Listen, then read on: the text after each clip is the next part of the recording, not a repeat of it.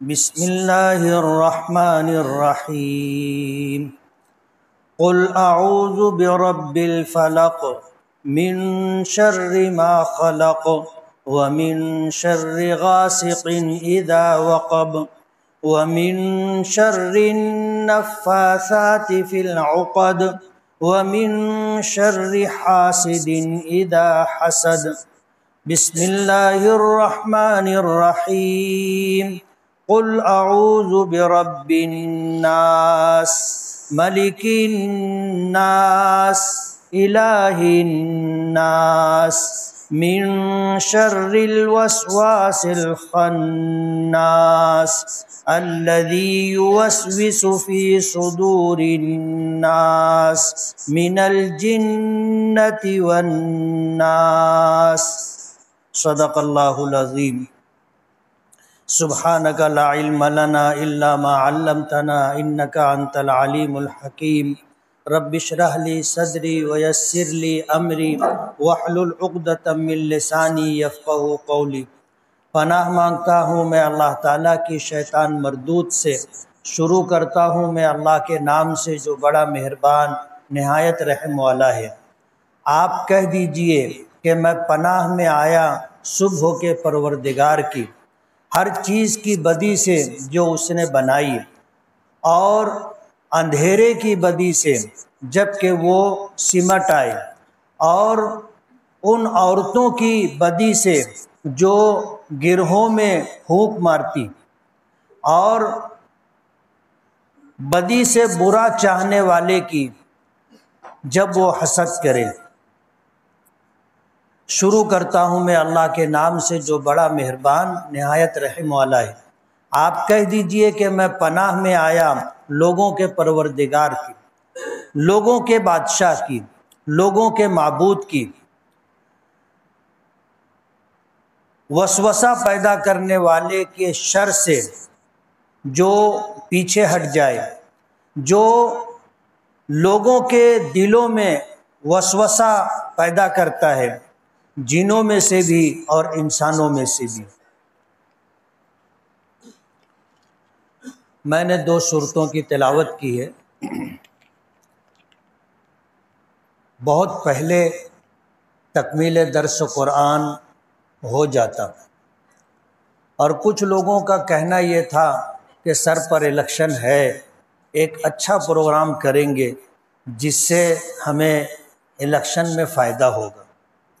میں نے ان سے یہ بات عرض کی تھی کہ جیت اور ہار تو اللہ پاک کی طرف سے ہے، میرے نصیب میں جو ہوگا وہ مجھے ملے گا، لیکن اپنی برسوں کی محنت میں اس فانی چیز کی طرف نہیں لگانا چاہتا ہوں۔ ایک لمبے زمانے سے ہم کوشش کر رہے ہیں، اور چاہت یہ ہے کہ اللہ کی بارگاہ میں یہ عمل قبول ہو جائے۔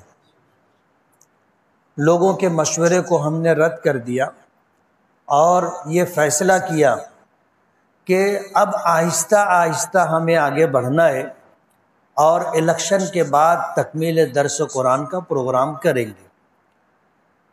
اللہ تعالیٰ کی بارگاہ میں مقبولیت کے لیے قابلیت شرط نہیں۔ کوئی بہت قابل ہوگا تو اللہ کی بارگاہ میں مقبول ہوگا، ایسا نہیں۔ اللہ تعالیٰ جس کے عمل کو بھی قبول کرنا چاہے، بغیر قابلیت کے بھی اللہ قبول فرما لیتے ہیں۔ 1986 میں اس مسجد میں امامت کی سعادت حاصل ہوئی، اور اس وقت سے لے کر جب تک مصروفیات نے مجبور نہیں کیا، میں امامت کی پابندی کرتا رہا، اور الحمدللہ درس قرآن کے لیے میں جب ہندوستان میں رہا تو اس بات کی کوشش کیا کہ میں درس میں پہنچوں۔ اس کے لیے مجھے بڑی بڑی رقمیں بھی خرچ کرنی پڑی، لیکن سلسلہ باقی رہے اور اس میں دراڑ نہ آوے، اس بات کی کوشش رہی۔ ابھی مولانا شفیق فلاحی صاحب نے بھی اس بات کا تذکرہ کیا کہ ہارٹ اٹیک کے بعد جب میں واپس مالیگاؤں آیا تو عذرائے ہمدردی انہوں نے یہ مشورہ دیا کہ اس ہفتہ درس قرآن نہ دیجیے، آرام کیجیے، لیکن میں نے ان کے مشورے کو قبول نہیں کیا، اور جب یہ ہے کہ میں مالیگاؤں میں ہوں تو درس قرآن ہونا چاہیے، چھوٹی چھوٹی صورتیں ہیں اور ایک صورت پر اکتفا کیا جا سکتا ہے۔ میں نے الحمدللہ درس بھی دیا اور جمعہ کی نماز سے پہلے بیان بھی کیا۔ بیماریاں آتی ہیں جاتی ہیں، اور نفع بخش چیز، کام آنے والی چیز انسان کی نیکیاں ہیں، اسے نظر انداز نہیں کرنا چاہیے۔ اس لیے میں نے مولانا شفیق فلاحی صاحب کے مشورے کو قبول نہیں کیا، درس بھی دیا اور جمعہ کے دن جمعہ کی نماز سے پہلے میں نے بات بھی کی۔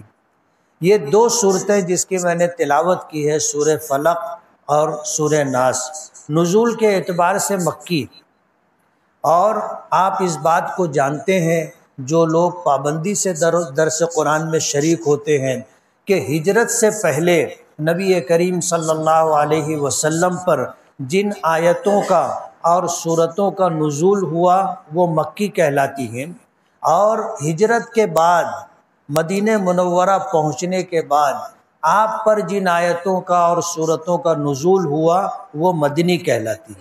تو یہ دونوں صورتیں مکی ہیں۔ پہلی صورت سورہ فلق ہے، اس میں 5 آیتیں ہیں، دوسری صورت سورۃ الناس ہے، اس میں 6 آیتیں۔ ان آیتوں کو آپ اگر دونوں صورتوں کی آیتوں کو شمار کرو گے تو یہ 11 آیتیں بنتی ہیں۔ ان دونوں صورتوں کا شان نزول یہ ہے کہ نبی کریم صلی اللہ علیہ وسلم پر لبید ابن عاصم نامی یہودی نے یا اس کی لڑکیوں نے سحر کیا تھا، جادو کیا تھا۔ نبی کریم صلی اللہ علیہ وسلم کی کیفیت بجھی بجھی رہتی تھی۔ آپ فرماتے ہیں مجھے ایسا محسوس ہوتا تھا جیسے مجھے باندھ دیا گیا،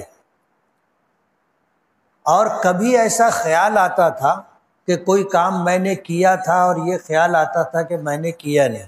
جیسے کبھی ہوتا ہے آدمی نمازوں کا پابند ہو اور نماز پڑھ لینے کے بعد بھی کبھی کوئی پروگرام وغیرہ میں شریک ہو تو اس کو یہ خیال گزرتا ہے کہ میں نے شاید نماز نہیں پڑھی۔ حضور پاک صلی اللہ علیہ وسلم کی یہ کیفیت رہی، آپ کی طبیعت بجھی بجھی رہتی تھی، اور یہ سحر اور جادو کا اثر تھا۔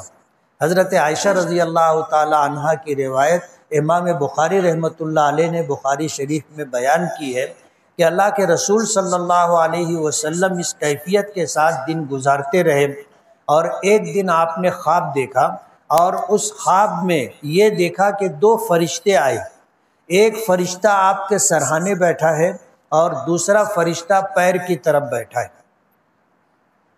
پیر کی طرف جو فرشتہ بیٹھا ہے اس سے سر کی طرف بیٹھنے والے فرشتے نے پوچھا کہ تمہیں معلوم ہے کہ اس شخص کو کیا ہوا ہے؟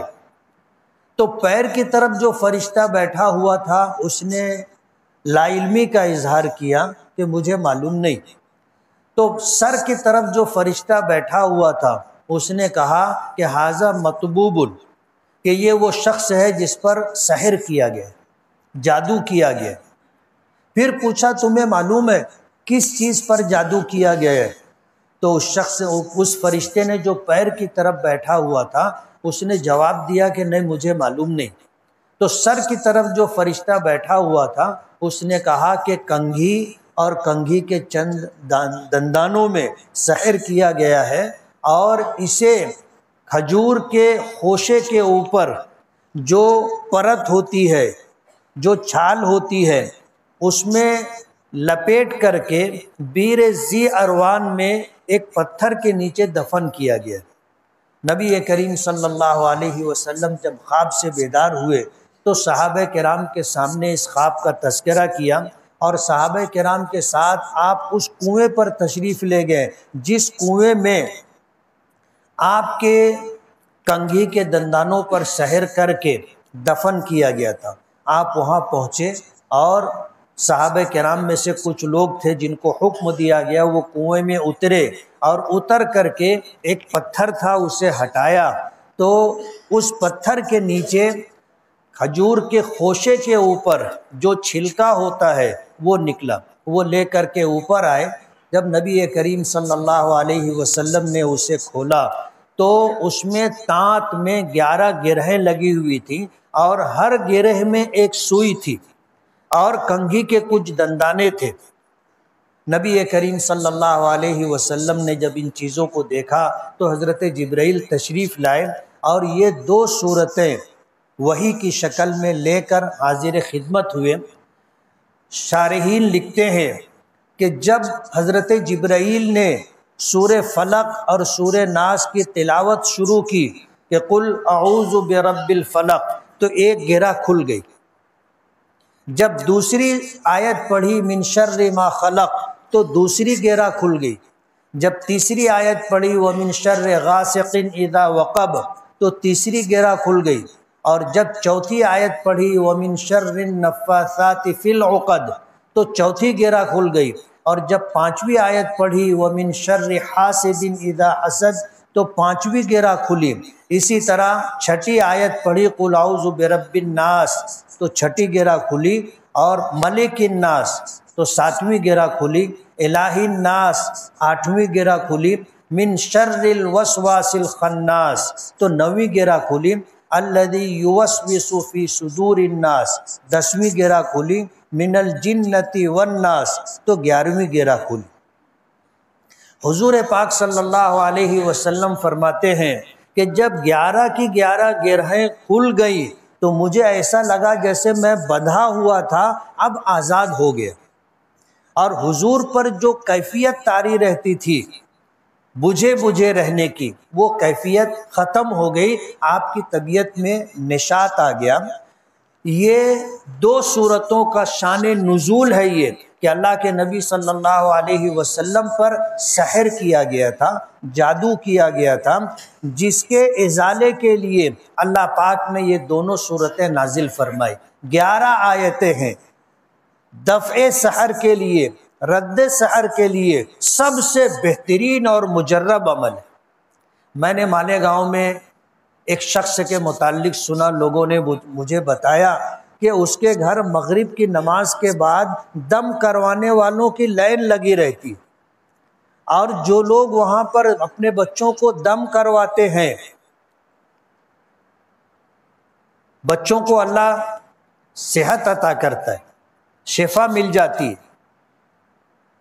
تو میں نے سنا، کبھی اس پر دھیان نہیں دیا، لیکن ایک مرتبہ اتفاق سے اس محلے میں مغرب کی نماز پڑھنے کا اتفاق ہوا، تو مجھے وہ بات یاد آ گئی، اور جب میں مسجد سے باہر نکلا تو میں نے دیکھا کہ جس جگہ کی نشاندہی کی گئی تھی، عورتیں اپنے بچوں کو گود میں لے کر کے قطار لائن لگا کر کے کھڑی تھی۔ تو میں نے سوچا کہ چلو چل کے دیکھے کون شخص ہے۔ میں گیا، جا کر کے اندر جھانک کر کے دیکھا تو ایک بڑے میاں تھے۔ دیکھ کے میں نے ان کو پہچان لیا، یہ وہ شخص تھے جنہوں نے میرے ساتھ 3 دن جماعت میں لگایا تھا، اور 3 دن میں بہت مشکل سے یہ 2 صورتیں ان کو میں نے یاد کروائی تھی، قل اعوذ برب الفلق اور قل اعوذ برب الناس۔ انہوں نے مجھ کو دیکھا تو اپنی جگہ چھوڑ کر کے کھڑے ہو گئے، آ کر کے مصافحہ کیا اور کہنے لگے مفتی صاحب وہی 2 صورتیاں میں پڑھا تم۔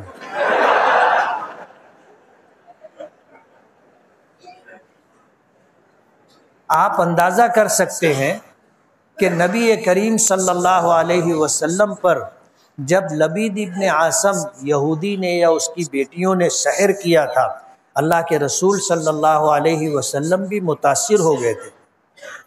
علماء کے درمیان اس مسئلے کو لے کر اختلاف ہے کہ کیا اللہ کے نبی صلی اللہ علیہ وسلم پر بھی جادو ہو سکتا ہے؟ اہل سنت والجماعت کے علماء کی ایک بڑی تعداد اس بات کی قائل ہے کہ ہاں ہو سکتا ہے، اور ہوا تھا، اس لیے کہ آپ انسانوں میں سے ایک انسان تھے، اور آپ کو بھوک بھی لگتی تھی، پیاس بھی لگتی تھی، آپ کو سردی بھی لگتی تھی، گرمی بھی لگتی تھی، آپ کی طبیعت خراب بھی ہوتی تھی، بخار بھی آتا تھا، سر درد بھی ہوتا تھا۔ یہ بشری تقاضے ہیں جس سے انسان بسا اوقات گزرتا ہے۔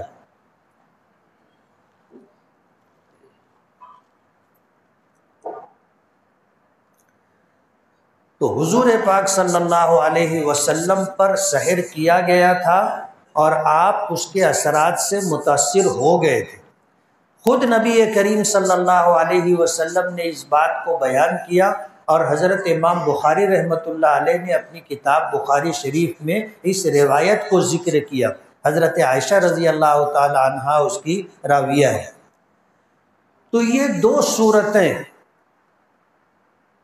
نبی کریم صلی اللہ علیہ وسلم کا معمول رہا، آپ اس کو پابندی کے ساتھ پڑھا کرتے تھے، اور جب کبھی آپ کی طبیعت خراب ہوتی، کسی بھی بیماری سے آپ متاثر ہوتے، تو ان صورتوں کو پڑھ کر اپنے ہاتھ پر دم کرتے تھے اور اپنے ہاتھ کو اپنے جسم پر پھیرا کرتے تھے۔ جب آپ کی زندگی کے آخری ایام تھے، آپ مرض الوفات میں تھے، حضرت عائشہ صدیقہ رضی اللہ تعالی عنہا فرماتی ہیں کہ میں نے سورہ فلق اور سورہ ناس کی تلاوت کی اور حضور کے ہاتھوں پر دم کر دیتی تھی اور آپ کا ہاتھ جسم پر پھروا دیتی تھی۔ کسی نے کہا کہ آپ اپنے ہاتھوں پہ دم کر کے حضور کے جسم پر کیوں نہیں پھیر دیتی تھی؟ تو وہ فرمانے لگی کہ حضور کے ہاتھوں کی برکت میرے ہاتھوں میں کہاں سے آتی، اس لیے میں پڑھ کر کے حضور کے ہاتھوں پہ دم کر دیتی تھی اور حضور اپنے بدن پر، جسم مبارک پر ہاتھ پھیر لیا کرتے تھے۔ آج ہم میں سے بہت لوگ اس بات کو لے کر کے پریشان ہیں کہ مجھ پر کچھ کر دیا گیا۔ اگر آپ ان چیزوں کا معمول بنا لیں کہ صبح اور شام 3 مرتبہ آیت الکرسی، 3 مرتبہ قل هو اللہ، 3 مرتبہ قل اعوذ برب الفلق اور 3 مرتبہ قل اعوذ برب الناس پڑھنے کا معمول بنا لیں اور اپنے ہاتھوں پہ دم کر کے اپنے جسم پر پھیر لیا کریں، تو ہر قسم کی بیماری، سحر اور جادو کا ہر اثر اللہ پاک دور کر دے گی۔ آج لوگ پریشان ہوتے ہیں، کسی بھی لائن سے جب مصیبت اور پریشانی میں گرفتار ہوتے ہیں تو عاملین سے رجوع ہوتے ہیں، ہم لوگوں کے پاس بھی آتے ہیں اور اپنی پریشانی، بیماری بتا کر کے علاج کروانا چاہتے ہیں۔ ظاہر بات ہے ایک عامل وقتی طور پر آپ کو دم کر دے گا اور شفا ہو جائے گی، لیکن آپ اگر اس کو اپنا معمول بنا لیں تو آپ کو کسی عامل کے پاس جانے کی ضرورت نہیں پڑے گی۔ اللہ پاک کی ان صورتوں میں، اللہ پاک کے ان کلام کا آیتوں میں اتنا اثر ہے کہ آپ کی اگر بیماری ہوگی اس سے بھی آپ کو شفا مل جائے گی، اور اگر کچھ اثرات ہوں گے تو اس سے بھی آپ کو نجات مل جائے گی۔ اس کا معمول بنانا چاہیے۔ نبی کریم صلی اللہ علیہ وسلم نے بہت اہتمام کے ساتھ صحابہ کرام کو یہ باتیں بتائی۔ ایک حدیث میں آتا ہے نبی کریم صلی اللہ علیہ وسلم نے ایک سفر میں ایک صحابی کو بلایا اور اہتمام کے ساتھ یہ دونوں صورتیں سکھلائی، اور وہ صحابی کہتے ہیں کہ مغرب کی نماز میں نبی کریم صلی اللہ علیہ وسلم نے ان دونوں صورتوں کی تلاوت بھی فرمائی۔ اس کے بہت سارے فضائل، مجھے تفصیل میں نہیں جانا ہے، لیکن جو بات مجھے کہنی تھی وہ بات میں نے کہہ دی کہ ہم میں کا ہر شخص اس کو اپنا معمول بنا لے، ہم میں کا ہر شخص اس کو اپنا معمول بنا لے کہ صبح 3 مرتبہ آیت الکرسی، 3 مرتبہ سورہ اخلاص، 3 مرتبہ سورہ فلق، 3 مرتبہ سورہ ناس قدر آواز سے پڑھے، منہ ہی منہ میں نہ پڑھے، تھوڑا آواز سے پڑھے، اور پھر اپنے ہاتھوں پہ دم کرے، اپنے اس ہاتھوں کو اپنے جسم پر پھیرے، تو بیماریاں بھی اللہ دور کر دیں گے، اور اگر سحر وغیرہ کے، عاصب وغیرہ کے اثرات ہوں گے تو اس سے بھی انشاءاللہ نجات مل جائے گی۔ یہ ہے ان دونوں صورتوں کا شان نزول۔ یہ دونوں صورتیں ایک ساتھ نازل ہوئی تھی، ایک ساتھ نازل ہوئی تھی، اور بہت سارے مفسرین نے ان دونوں صورتوں کی تفسیر ایک ساتھ ہی کی کہ نزول کے اعتبار سے دونوں ساتھ میں نازل ہوئی ہیں، تو تفسیر اور درس بھی ایک ساتھ ہونا چاہیے۔ اس لیے آج درس قرآن میں ان دونوں صورتوں کی تلاوت کی گئی اور اس کا ترجمہ کیا گیا۔ ترجمہ آپ نے سن لیا ہے، شان نزول آپ کو بتا دیا گیا ہے۔ یہ 11 آیتیں ہیں، پڑھنے میں تھوڑا سا وقت لگتا ہے، چند منٹ ہے، لیکن اس آیت ان دونوں صورتوں کے شان نزول سے آپ اندازہ کر سکتے ہو کہ سحر کے علاج کے لیے اللہ پاک نے اسے نازل کیا ہے۔ اہل علم اس بات کو جانتے ہیں کہ حضرت عبداللہ ابن مسعود رضی اللہ تعالی عنہ کا جو صحیفہ ہے، یعنی قرآن کریم کا جو نسخہ ہے، اس میں یہ دونوں صورتیں نہیں ہیں۔ عبداللہ ابن مسعود رضی اللہ تعالی عنہ فرماتے ہیں کہ یہ رقیہ ہے، یہ ایک قسم کا منتر ہے جو نبی کریم صلی اللہ علیہ وسلم پر سحر کے دفعیے اور علاج کے لیے نازل ہوا تھا۔ لیکن اہل سنت والجماعت کے تمام ہی علماء کا اس بات پر اتفاق ہے کہ یہ دونوں صورتیں قرآن کریم کا جز ہیں، قرآن کریم کا حصہ ہے، اور امت میں جو قرآن کریم متداول ہے اس میں یہ دونوں صورتیں شامل ہیں۔ نبی کریم صلی اللہ علیہ وسلم پر جب قرآن کریم نازل ہوتا تھا آیتوں کی شکل میں، صورتوں کی شکل میں، تو آپ لکھنے والوں کو بلاتے تھے۔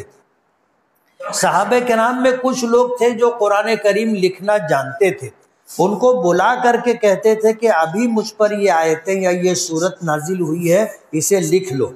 تو وہ صحابہ کرام قرآن کریم کی ان آیتوں اور صورتوں کو لکھ لیا کرتے تھے اور اپنے پاس محفوظ کر لیا کرتے تھے۔ حضور پاک صلی اللہ علیہ وسلم کے زمانے میں یہ معمول رہا، اور یہی شکل آپ کے دنیا سے تشریف لے جانے کے بعد یہی صورتحال باقی رہی۔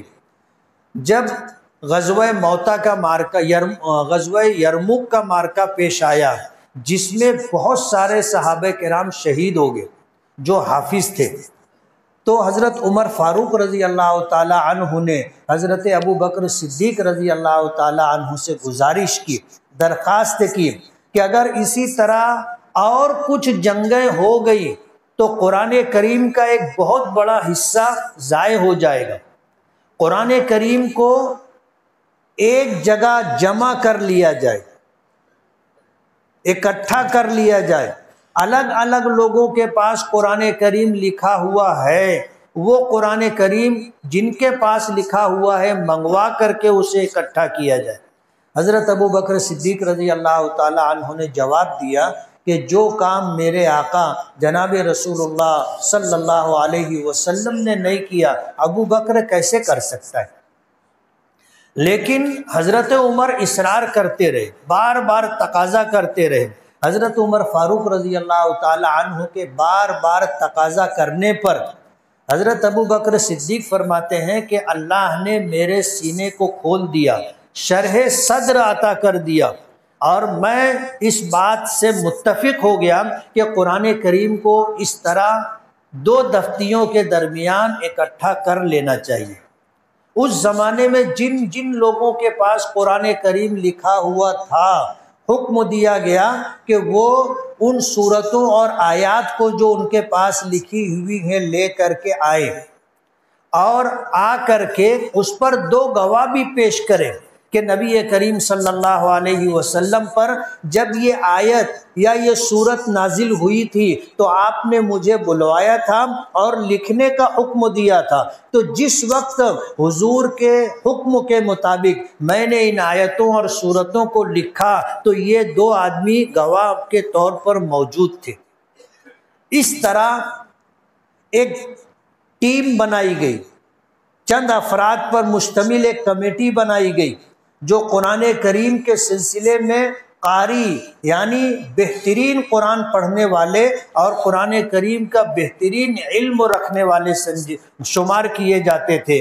ایسے لوگوں پر مشتمل ایک کمیٹی بنائی گئی اور ان کو یہ ذمہ داری دی گئی کہ تم قرآن کریم کو اس طرح اکٹھا کرو۔ تو جن جن لوگوں کے پاس قرآن کریم کی آیات اور صورتیں لکھی ہوئی تھیں وہ لے کر کے آتے رہے اور دو گواہوں کے ساتھ پیش کرتے رہے، اور حضرت ابو بکر صدیق رضی اللہ تعالی عنہ کے حکم پر وہ کمیٹی اس کو قبول کرتی رہی اور اکٹھا کرتی رہی۔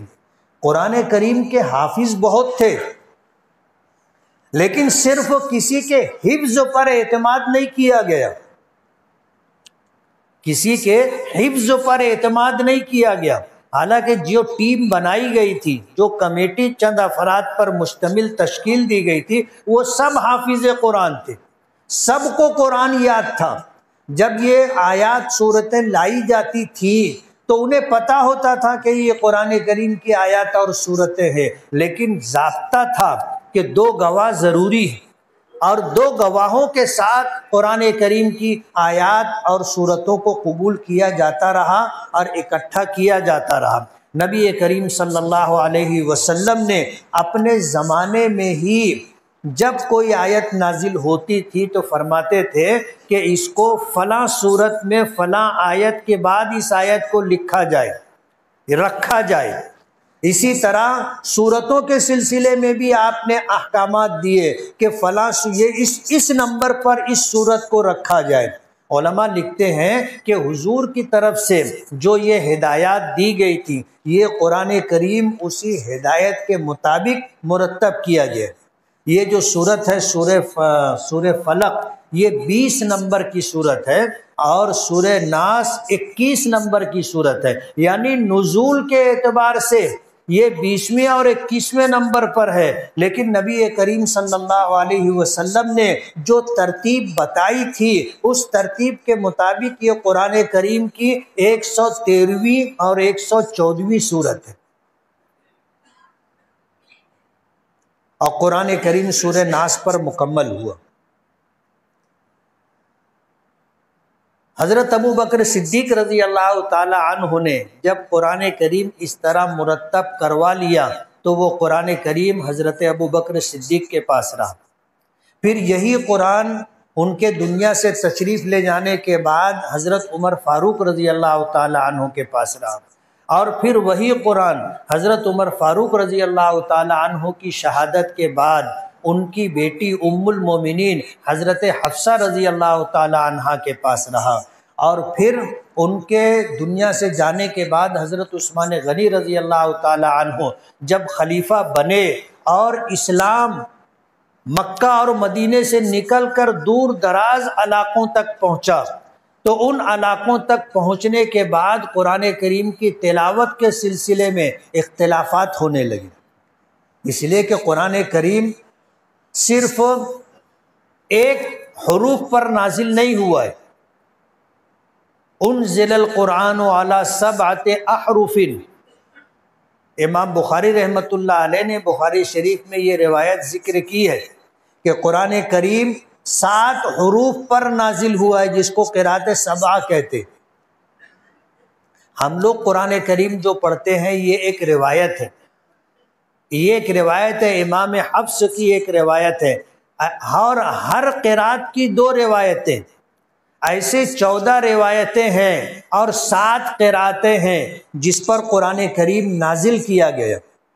یہ ایک تفصیلی موضوع ہے اور اہل علم کے لیے اس کا جاننا ضروری ہے، لیکن اشارتاً مختصر میں آپ اس بات کو سمجھ سکتے ہیں کہ ہم جو قرآن کریم پڑھتے ہیں یہ امام حفص رحمۃ اللہ علیہ کی روایت ہے، اور حضرت ابو بکر صدیق رضی اللہ تعالی عنہ نے جو قرآن کریم مرتب کروایا تھا، جو حضرت ابو بکر کے پاس، پھر حضرت عمر کے پاس، پھر حضرت حفصہ کے پاس، اور پھر حضرت عثمان غنی رضی اللہ تعالی عنہ کا زمانہ آیا، اور یہ شکایتیں آنے لگیں کہ لوگ قرآن کریم الگ الگ طریقے سے پڑھ رہے ہیں، تو لوگوں میں بے اطمینانی پیدا ہونے لگی۔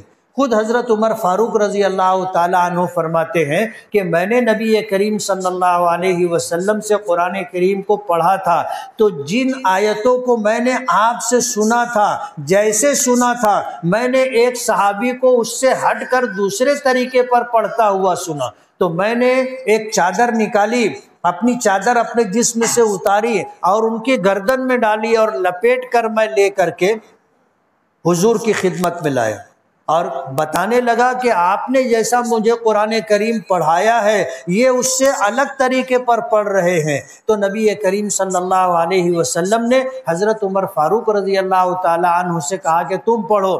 حضرت عمر فاروق نے پڑھا تو حضور نے فرمایا ھکذا انزل، کہ ہاں اسی طرح قرآن کریم نازل ہوا۔ اور اس کے بعد دوسرے صحابی سے کہا کہ تم پڑھو، تو جب انہوں نے پڑھا تو حضور نے فرمایا ھکذا انزل، کہ ہاں اسی طرح قرآن کریم نازل ہوا ہے۔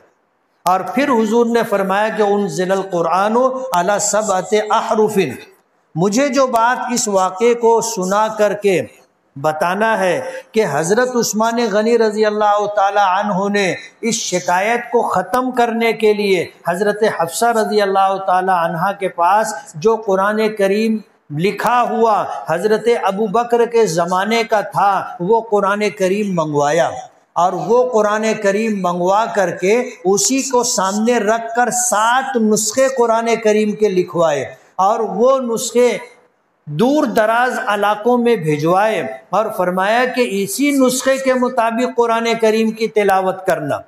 اور پھر جن جن لوگوں کے پاس قرآن کریم لکھی ہوئی شکل میں تھا، چند آیتیں ہوں، چند صورتیں ہوں، یا کم زیادہ قرآن کریم کا لکھا ہوا حصہ ہو، اسے منگوایا اور پھر اسے دھویا، اور دھونے کے بعد جو اوراق سادہ رہ گئے تھے اسے جلوا دیا۔ امام بخاری رحمۃ اللہ علیہ نے اس واقعے کو ذکر کیا۔ آج قرآن کریم کو جلانا ظاہر بات ہے ہمارے نزدیک بے حرمتی سمجھی جاتی ہے، اور بے حرمتی کی نیت سے ہی جب کبھی حالات بگڑتے ہیں تو برادران وطن قرآن کریم کو جلاتے ہیں، اس کی بے حرمتی کرتے ہیں۔ تو جب اس واقعے کا علم لوگوں کے سامنے، لوگوں کے علم میں یہ واقعہ آتا ہے تو وہ کہتے ہیں کہ حضرت عثمان غنی نے قرآن کریم کو جلوایا تھا، یہ کیا ہے؟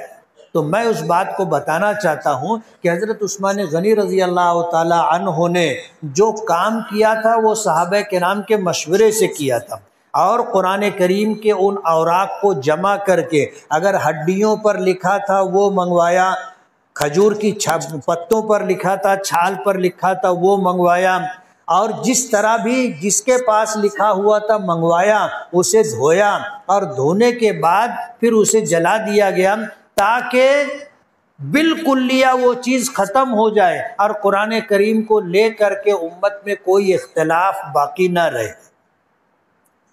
حضرت عثمان غنی رضی اللہ تعالی عنہ نے حضرت حفصہ رضی اللہ تعالی عنہ کے پاس سے لکھا ہوا قرآن کریم جب منگوایا تو اس میں یہ دونوں صورتیں شامل تھیں، سورہ فلق بھی اور سورہ ناس بھی، اور یہی آج الحمدللہ امت کے درمیان قرآن کریم موجود ہے۔ پہلی آیت ہے قل اعوذ برب الفلق۔ نبی کریم صلی اللہ علیہ وسلم پر حضرت جبرائیل اس موقع پر جو ان دونوں صورتوں کا شان نزول ہے جب وحی کی شکل میں لے کر کے آئے تو اسی طرح جو ہے یہ صورت ہے۔ اب ظاہر بات ہے قل کے معنی ہے آپ کہیے، آپ پڑھیے یا آپ کہیے اعوذ برب الفلق، کہ میں صبح کے پروردگار کی پناہ میں آتا ہوں، صبح کے پروردگار کی پناہ میں آتا ہوں۔ اس تعلق سے ایک صحابی سے کسی نے پوچھا تھا کہ اگر ہمیں یہ سورت دعا کے طور پر پڑھنی ہے تو ہم اعوذ برب الفلق سے پڑھیں یا قل اعوذ برب الفلق سے پڑھیں؟ تو انہوں نے فرمایا کہ یہی سوال میں نے نبی کریم صلی اللہ علیہ وسلم سے کیا تھا، تو نبی کریم صلی اللہ علیہ وسلم نے فرمایا کہ حضرت جبرائیل نے یہ سورت قل کے ساتھ ہی مجھے پہنچائی ہے، اور حکم ہے کہ اسے قل کے ساتھ ہی پڑھا جائے۔ اب جب ہم دعا کے لیے ہاتھ اٹھائیں تو دعا میں ہمیں یہ دونوں صورتیں پڑھنا چاہیے۔ عام طور پر دعا مانگنے والوں کو کبھی دعا مانگتے ہوئے ان دونوں صورتوں کو پڑھتے ہوئے نہیں سنا ہوگا۔ قرآن کریم کی آیات جو دعا پر مشتمل ہے وہ پڑھتے ہیں، اسی طرح نبی کریم صلی اللہ علیہ وسلم سے جو معصورہ دعائیں منقول ہے وہ ہم لوگ جو ہے دعا میں اسے مانگتے ہیں، اسے پڑھتے ہیں، لیکن قل اعوذ برب الفلق اور قل اعوذ برب الناس ہم دعا مانگنے کے موقع پر اسے دعا کے طور پر نہیں پڑھتے، پڑھنا چاہیے، اس لیے کہ یہ اتنی اہم دعا ہے۔ پہلی صورت میں 4 چیزوں سے پناہ مانگی گئی۔ آپ کہیے کہ میں پناہ میں آتا ہوں صبح کے پروردگار کی۔ فلق کہتے ہیں صبح کو۔ مفسرین لکھتے ہیں کہ رات کے اندھیرے کو پھاڑ کر کے صبح کی روشنی جو نمودار ہوتی ہے اس کو فلق کہتے ہیں۔ رات کا اندھیرا ہوتا ہے، اللہ پاک روشن دن لاتے، رات کی تاریکی ختم ہو جاتی ہے اور پوری کائنات منور اور روشن ہو جاتی ہے، تاریکی دور ہو جاتی ہے، روشنی آ جاتی ہے۔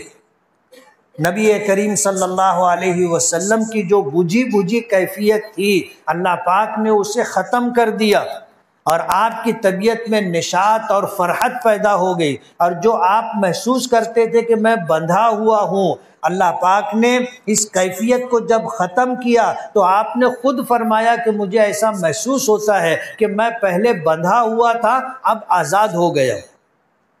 تو فلق کہتے ہیں رات کی تاریکی کو پھاڑ کر کے جو روشنی نمودار ہوتی ہے اس کو فلق کہتے ہیں، جس کو صبح سے تعبیر کیا جاتا ہے کہ میں پناہ میں آتا ہوں صبح کے پروردگار کی۔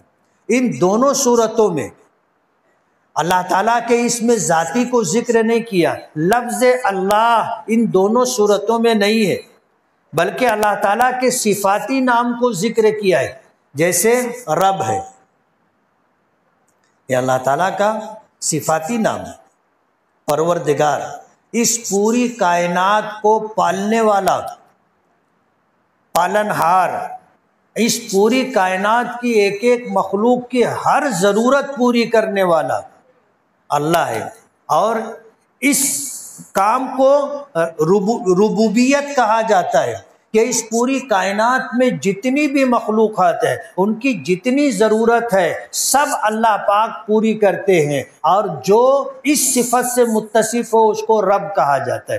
تو صبح کے پروردگار کی پناہ میں آتا ہوں، یہ ایک صفت کو ذکر کیا۔ اس کے بعد 4 چیزوں سے پناہ مانگی ہے۔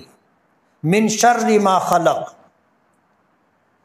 ہر چیز کی برائی سے جو اس نے بنائی، یہ ہمارا عقیدہ ہے کہ اس پوری کائنات کا پیدا کرنے والا، اس پوری کائنات میں ہر مخلوق کو پیدا کرنے والا، بنانے والا اللہ ہے۔ جتنی مخلوقات اللہ نے پیدا کی ہے چند کو چھوڑ کر کے ہر مخلوق میں خیر بھی ہے اور شر بھی ہے۔ فرشتوں کو چھوڑ کر، انبیاء کرام علیہم السلام جو معصوم ہیں ان کو چھوڑ کر جتنی مخلوقات ہیں سب میں خیر بھی ہے اور شر بھی ہے۔ انبیاء کرام میں شر نہیں ہے، فرشتوں میں شر نہیں ہے، ورنہ تمام مخلوقات میں خیر کے ساتھ شر بھی ہے۔ تو یہ دعا مانگی من شر ما خلق، اللہ نے جتنی بھی مخلوقات بنائی ہے، پیدا کی ہیں، ان کے شر سے میں اللہ کی پناہ میں آتا ہوں۔ وَمِن شَرِّ غَاسِقٍ إِذَا وَقَبَ، اور رات کی اندھیری کی، رات کی تاریکی کے شر سے جب کہ وہ چھا جائے۔ رات کا اندھیرا آتا ہے، شیاطین جنگلات اور پہاڑوں سے نکل کر بستیوں کا رخ کرتے۔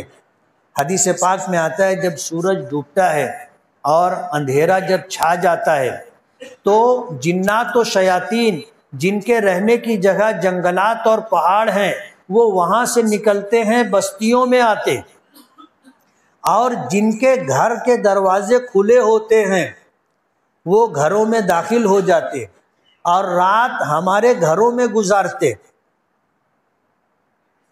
ہماری چیزوں کو استعمال کرتے ہیں، ہمارے کھانے کو کھاتے ہیں، اور رات میں جب میاں بیوی ہم بستری کرتے ہیں اور ہم بستری سے پہلے کی دعا نہیں پڑھتے، بسم اللہ اللہم جنبنا الشیطان وجنب الشیطان ما رزقتنا، تو وہ ہم بستری میں شریک ہو جاتے، شامل ہو جاتے۔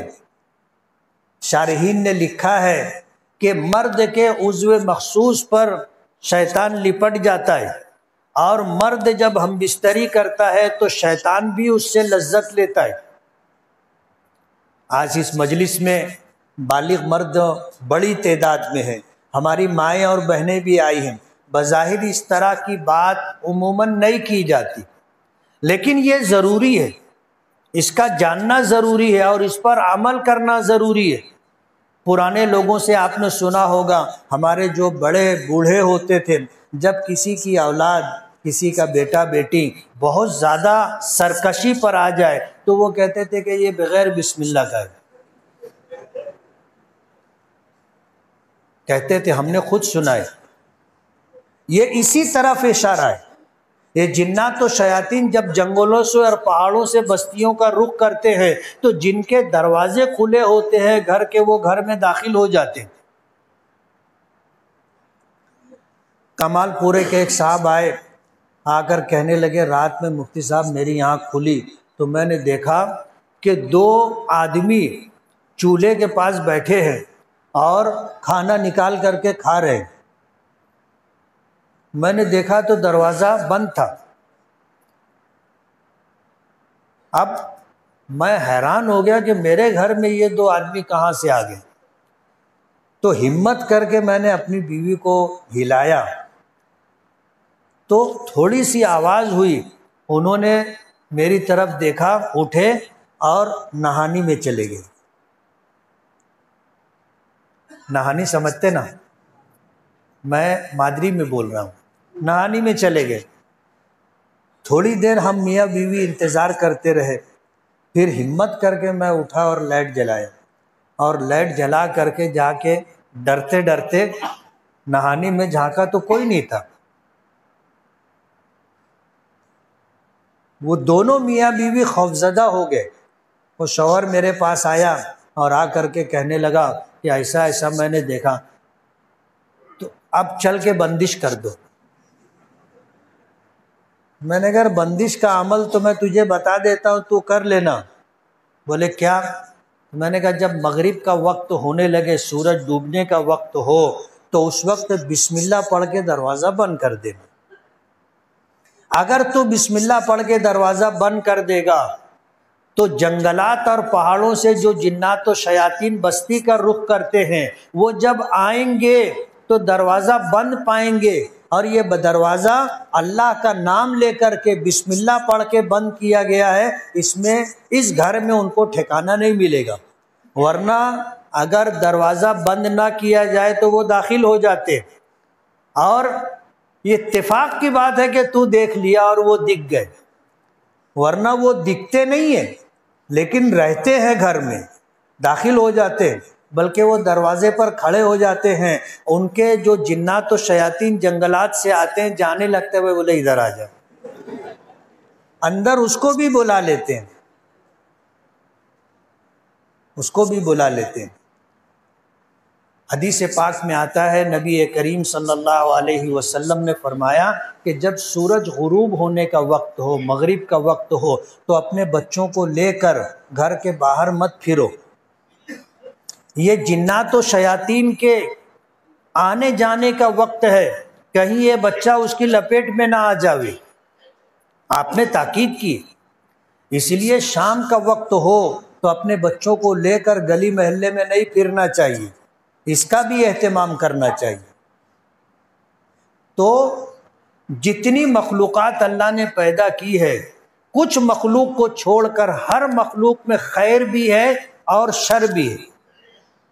حضور پاک صلی اللہ علیہ وسلم نے دعائیں بتلائی، دن اور رات میں جو خیر ہو مانگو، جو شر ہے اس سے پناہ مانگو، سواری میں جو خیر ہے وہ مانگو، جو شر ہے اس سے پناہ مانگو۔ آپ نے باقاعدہ تاکید کی ہے۔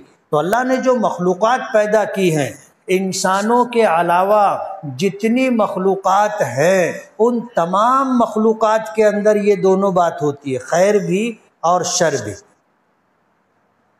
ہم نے اس صورت میں دوسری آیت میں ہے من شر ما خلق، کہ اللہ نے جتنی مخلوقات پیدا کی ہیں ان تمام مخلوقات میں جو شر ہے، جو برائی ہے، جو بدی ہے، اللہ اس سے ہمیں محفوظ رکھے۔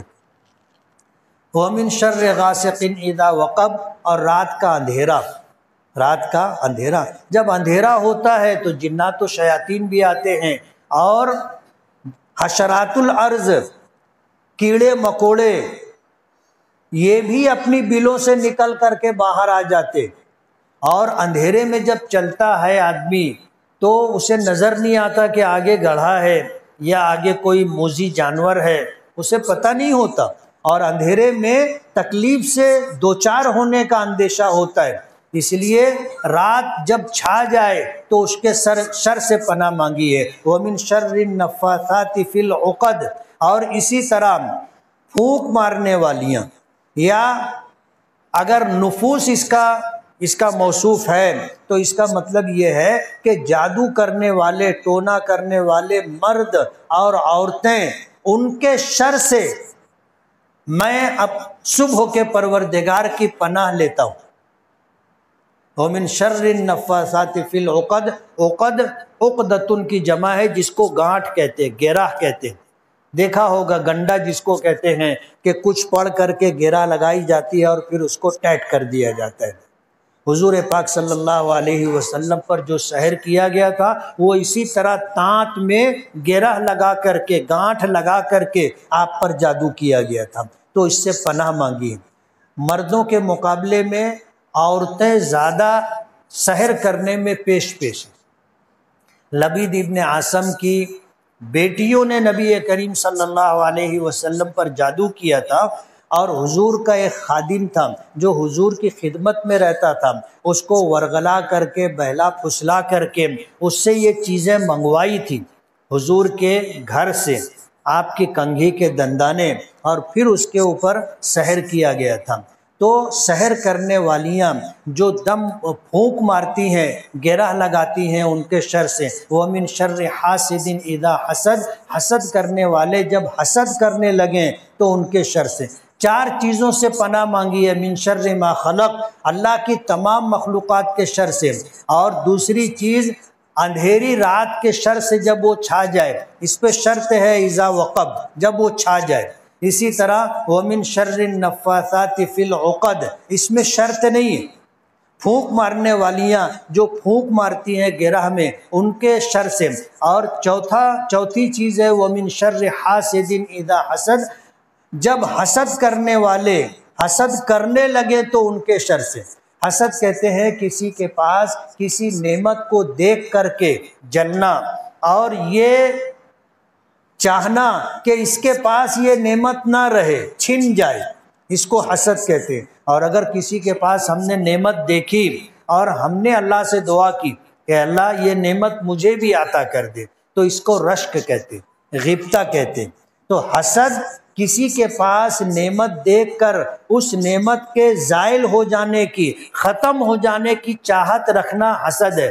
اب کسی کے دل میں اگر کسی کے پاس نعمت ہے، دیکھ کر کے یہ جذبہ پیدا ہو کہ وہ جلنے لگے اور نعمت کے زائل ہو جانے کی تمنا کرنے لگے، تو اس کو حسد کہتے ہیں۔ جس وقت وہ حسد کرنے لگے تو اس کے شر سے اللہ تعالیٰ اپنے حفظ و امان میں رکھے۔ یہ چار چیزوں کے جو شر سے پناہ مانگی گئی ہے، علماء نے لکھا ہے کہ اس کا دنیا سے تعلق۔ اگلی جو صورت ہے کہ آپ کہیے کہ میں لوگوں کے پروردگار کی پناہ میں آتا ہوں، رب الناس، لوگوں کا رب، ملک الناس، لوگوں کا بادشاہ، الہ الناس، لوگوں کا معبود۔ تین چیزیں اللہ تعالیٰ کی صفات میں سے ذکر کی ہے۔ ایک اللہ تعالیٰ کی ربوبیت، رب کا معنی آپ کو بتایا، ملک بادشاہ کو کہتے، لوگوں کا بادشاہ، الہ الناس لوگوں کا معبود، یعنی ربوبیت، ملوکیت اور الوہیت اللہ تعالیٰ کی صفات میں سے ان تین صفتوں کو ذکر کیا۔ اس کے بعد پناہ مانگی ہے ایک چیز سے، وہ چیز ہے من شر الوسواس الخناس، دل میں وسوسہ ڈالنے والے کے شر سے، جو وسوسہ ڈال کر کے پیچھے ہٹ جاتا ہے، چھپ جاتا ہے۔ اوپر کی سورت سورہ فلق میں اللہ تعالیٰ کی ایک صفت ذکر کی تھی، رب الفلق، قل اعوذ برب الفلق، اور اس کے بعد 4 چیزوں سے پناہ مانگی۔ ان چاروں چیزوں کا تعلق، ان چاروں شر کا تعلق دنیا سے ہے، لیکن اس میں سورہ ناس کے اندر 3 صفت اللہ پاک کی ذکر کی، صفت ربوبیت، صفت ملوکیت اور صفت الوہیت۔ ان 3 چیزوں کو ذکر کرنے کے بعد ایک چیز سے پناہ مانگی کہ شیطان جو دلوں میں وسوسہ ڈالتا ہے، بہکاتا ہے، پھسلاتا ہے، اور پھر اس کے بعد جب یہ آدمی اللہ کا ذکر کرنے لگے تو وہ پیچھے ہٹ جاتا ہے۔ بخاری شریف کی روایت ہے، نبی کریم صلی اللہ علیہ وسلم نے فرمایا کہ شیطان انسان کے دل کے پشت پر آ کر بیٹھتا ہے، وہاں سے اپنا ڈنک دل تک پہنچاتا ہے اور دل میں وسوسہ ڈالتا ہے، لیکن جب آدمی اللہ کا ذکر کرتا ہے تو وہ فوراً پیچھے ہٹ جاتا ہے۔ خناس کے معنی وسوسہ ڈال کر پیچھے ہٹ جانے والا۔ مفسرین نے اسی آیت کا سہارا لے، حدیث کا سہارا لے کر کے بتایا کہ شیطان وسوسہ ڈالتا رہتا ہے، اس کا کام ہی یہی ہے، لیکن جب آدمی اللہ کا ذکر کرتا ہے تو وہ پیچھے ہٹ جاتا ہے۔ الذی یوسوس فی صدور الناس، شیطان جو لوگوں کے دلوں میں وسوسہ ڈالتا ہے، من الجنۃ والناس، اور یہ وسوسہ ڈالنے کا کام جنات بھی کرتے ہیں اور انسان بھی کرتے، جنات بھی کرتے ہیں، انسان بھی کرتے۔ مفسرین نے لکھا ہے کہ مکلف مخلوق 2 ہے، ایک تو انسان ہے اور ایک جنات ہے۔ تو جنات کو کون بہکاتا ہے؟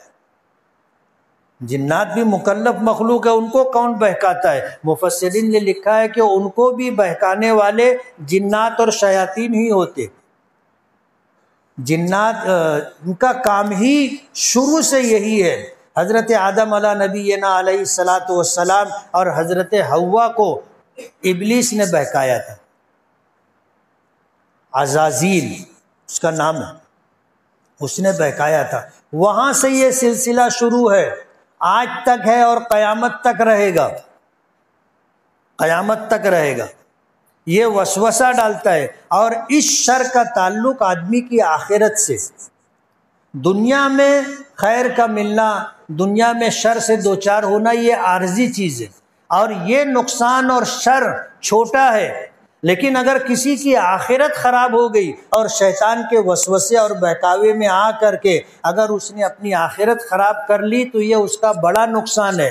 اوپر ایک صفت ذکر کر کے 4 چیزوں سے پناہ مانگی، اور دوسری صورت میں 3 صفات ذکر کی اور ایک چیز سے پناہ مانگی۔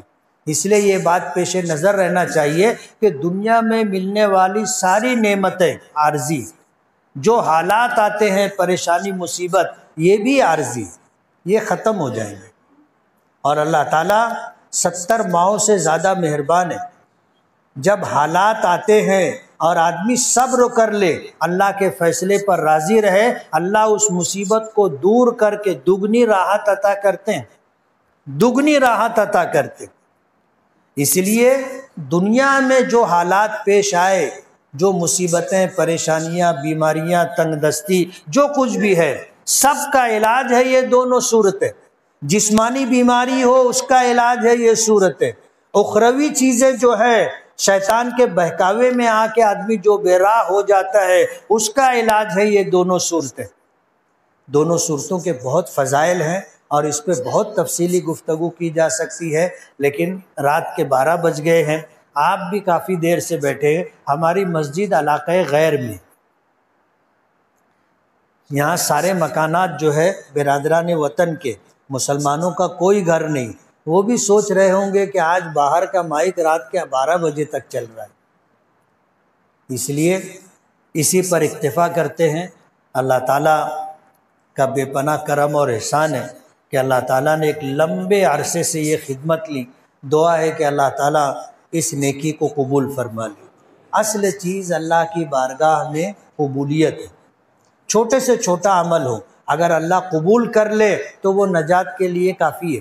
حدیث پاک میں آتا ہے کہ ایک شخص میدان محشر میں جب پہنچے گا تو وہ دیکھے گا کہ اس کے نام اعمال میں ایک نیکی احد پہاڑ سے بھی زیادہ بڑی۔